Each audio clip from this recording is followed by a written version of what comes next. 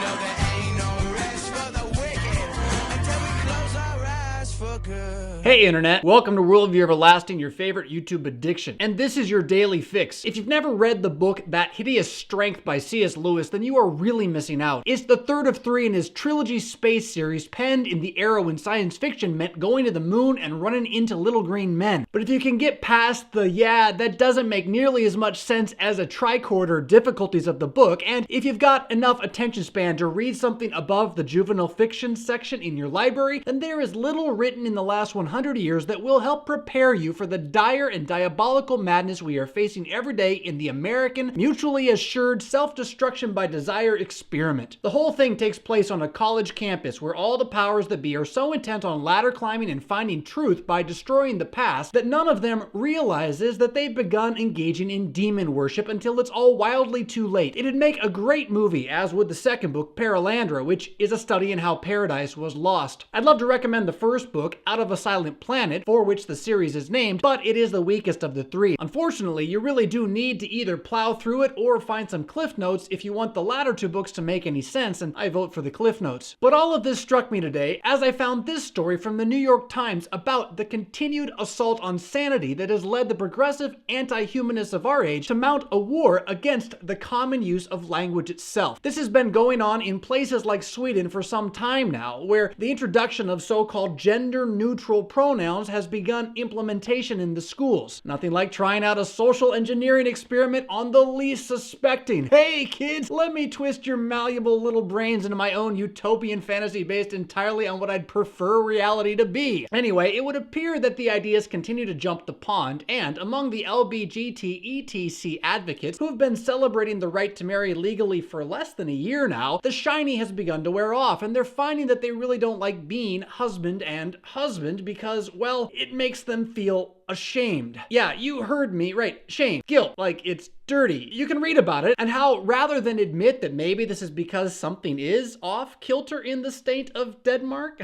wink wink to you socialists out there, but must be a problem with language itself. That's the ticket. All of that stricken conscience stuff is just a social construct imposed on me by the horrible description of man and woman as distinct from each other, you know, based on the physical shape of their bodies and their ability to procreate the species.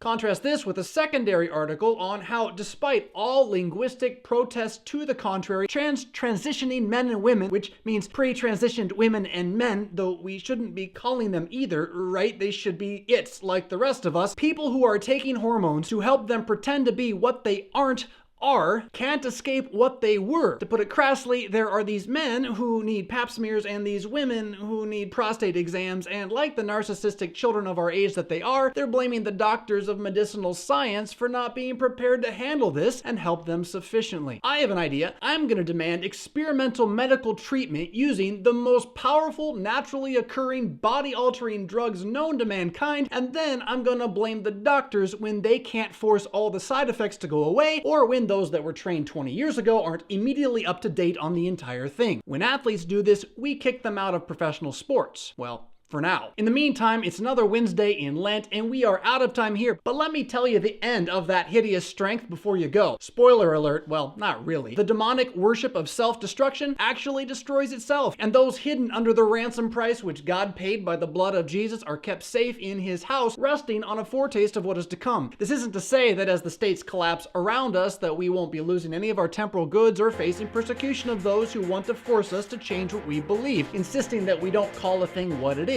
But it is to say that though they take your life, goods, fame, child, or wife, though these all be gone, the battle still is won, and Jesus is most definitely coming back for you. See you tomorrow. Rock on.